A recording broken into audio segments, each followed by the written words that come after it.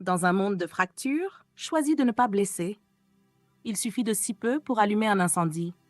Un mot lâché trop vite, un regard de travers, un soupir mal interprété, une colère qu'on ne savait plus retenir.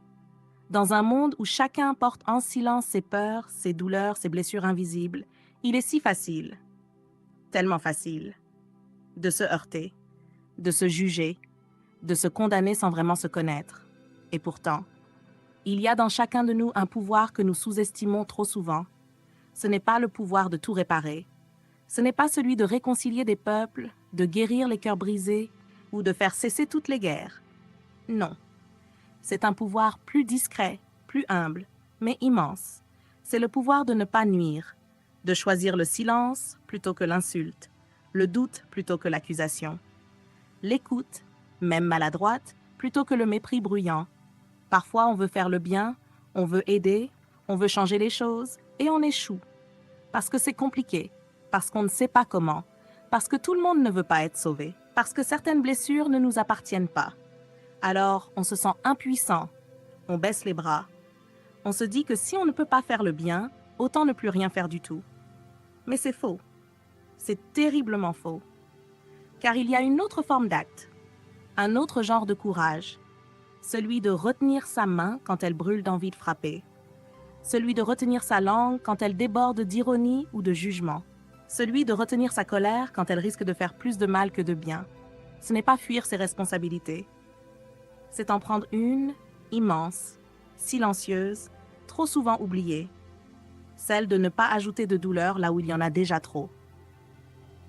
Tu n'as pas besoin d'être un héros. Tu n'as pas besoin d'être celui ou celle qui répare les familles éclatées, qui réconcilie les ennemis, qui efface les injustices du monde. Mais si tu ne peux être la main tendue, sois au moins celle qui ne frappe pas. Si tu ne peux être la voix qui réconcilie, sois au moins celle qui ne calomnie pas. Si tu ne peux bâtir des ponts, au moins n'élève pas des murs. Tu vois, tu n'as pas besoin d'avoir toutes les réponses. Juste d'avoir un cœur qui choisit de ne pas blesser, même quand il est blessé lui-même.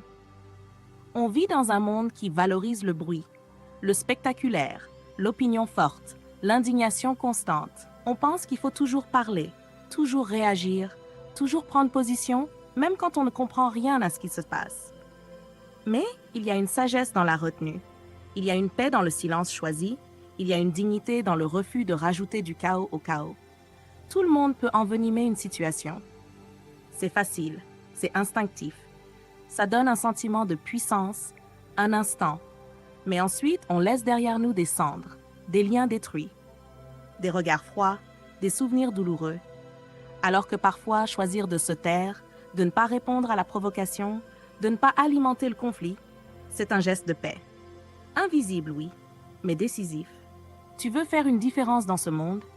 Commence par là, par les petites choses, par le choix chaque jour de ne pas être celui ou celle qui aggrave, qui juge, qui méprise, qui se moque, qui rabaisse, qui alimente la haine. Tu peux pas sauver tout le monde, mais tu peux faire en sorte que personne ne tombe à cause de toi.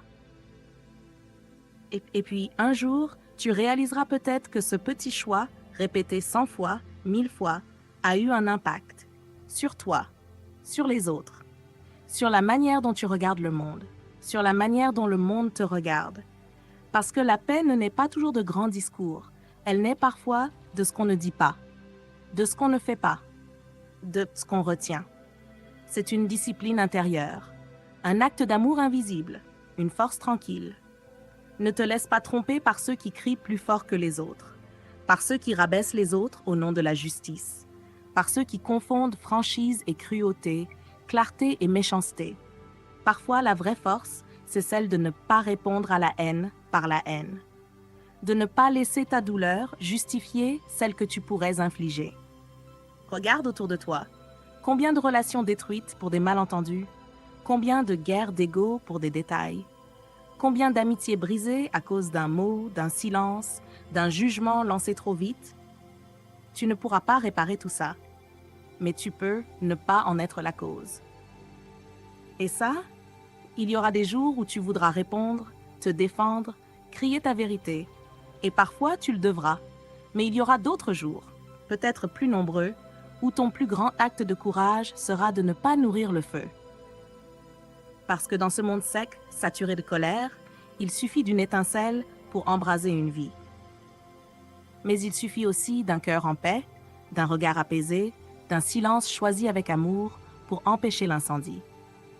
Alors si tu ne sais pas quoi faire, si tu ne sais pas par où commencer, commence par cela. Sois celui qui ne blesse pas. Sois celle qui ne méprise pas. Sois celui qui ne divise pas. Et ce sera peut-être la chose la plus belle que tu auras faite aujourd'hui.